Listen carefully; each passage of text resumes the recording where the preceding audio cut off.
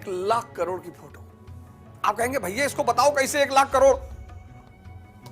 महात्मा बुद्ध शाक्य कुल में जन्मे, शुद्धोधन के बेटे राजा शुद्धोधन। शाक्य कुल में जन्मे राजा शुद्धोधन के बेटे सिद्धार्थ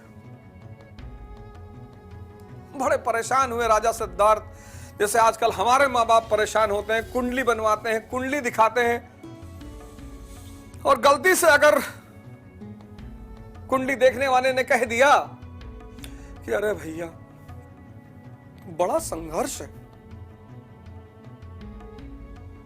तो चपरासी के जीवन में संघर्ष नहीं है। भारत का प्रधानमंत्री, उसके जीवन में सबसे ज्यादा संघर्ष है। एक चुनाव जीतता है, 5 साल राज करता है, फिर अगले 5 की तैयारी करता है, फिर लड़ाई होती है 5 साल बाद। इस देश में जो सबसे संघर्ष वाला पद है वो है भारत के प्रधानमंत्री का पद।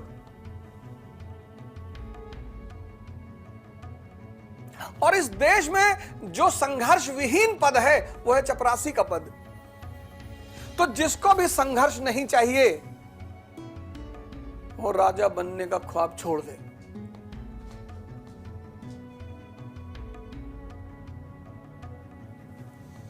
जिसको भी संघर्ष नहीं चाहिए वो राजा बनने का ख्वाब छोड़ दे। माननीय मोदी जी अभी भारत के प्रधानमंत्री हैं, 2nd टर्म। कितनी बड़ी बात है। एक सामान्य, अति सामान्य घर से निकला हुआ व्यक्ति एक प्रधानमंत्री के रूप में, बाद में इतिहास उनका विश्लेषण कैसा करेगा मैं उस पर नहीं जा रहा हूं, एक व्यक्तित्व के रूप में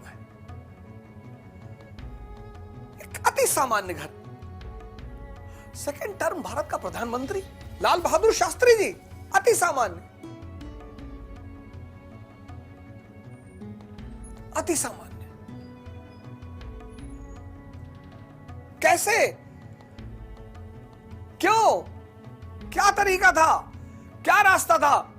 ये इनके पिताजी ने बुलाया होगा पुरोहितों को, किसी पुरोहित ने कह दिया, किसी महात्मा ने कह दिया, किसी संत ने कह दिया कि आपका बेटा बहुत बड़ा सन्यासी बनेगा। अब राजा के दिल पे तो चोट पहुंच गई कि सन्यासी हम नहीं बनने देंगे। अरे तुम्हारे हाथ में है ही क्या जो तुम नहीं करने दोगे? इंसान सिर्फ एक एक्सपेरिमेंट कर ले, अपनी सांस रोक ले, और अगर उसकी सांस उसके कब्जे में आ जाए तब वो सब कुछ कर सकता है। लेकिन अगर उसके सांस उसके कब्जे में नहीं है तब कोई और ही कर रहा है। और जब कोई और कर रहा है, हम जब 10th पास किए तो आधा लड़के क्लास में मैथ्स ले रहे थे, आधा बायोलॉजी ले रहे थे। जिनको आईआईटी में जाना था वो मैथ्स ले रहे थे, और जिनको डॉक्टर बनना था वो बायोलॉजी ले रहे थे। तीसरा विकल्प भी नहीं था। हमारी माता जी ने पूछा कि तुम क्या लोगे? हमने कहा यार हमारा तो दोनों पढ़ने का मन नहीं। अरे कहे बोली कि तुम तो पैदा ही हुए हो भैया कुल को तारने के लिए, जब 2 ही है तो कहां से पढ़ा दें, बायोलॉजी ले लो। हमने कहा माता जी इंटरेस्ट नहीं। बोली ले लो, डॉक्टर बन जाओ। हमने कहा हमारे में कहां इतना धैर्य है कि पिन वगैरह पकड़ के ऑपरेट करें। हम तो भाई कि डाल के खोलो देखें क्या है अंदर।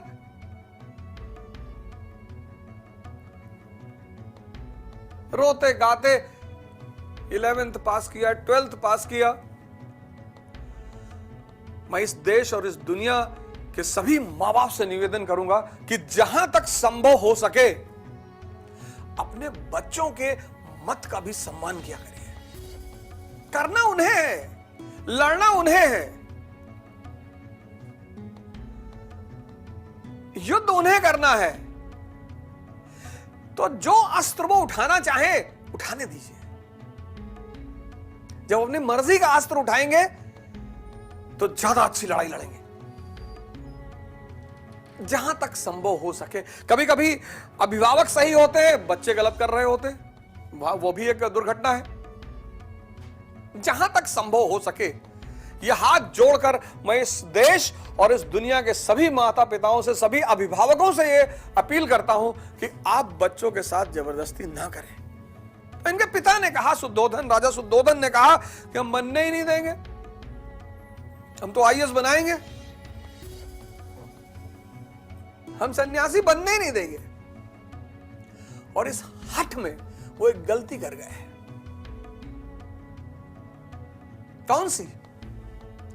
भोग विलास, मतलब जितनी चीजें इंद्रियों से जुड़ी हैं उसका अतिरेक कर दिया। स्त्रियां, शराब, रंग महल, नृत्य, गाना।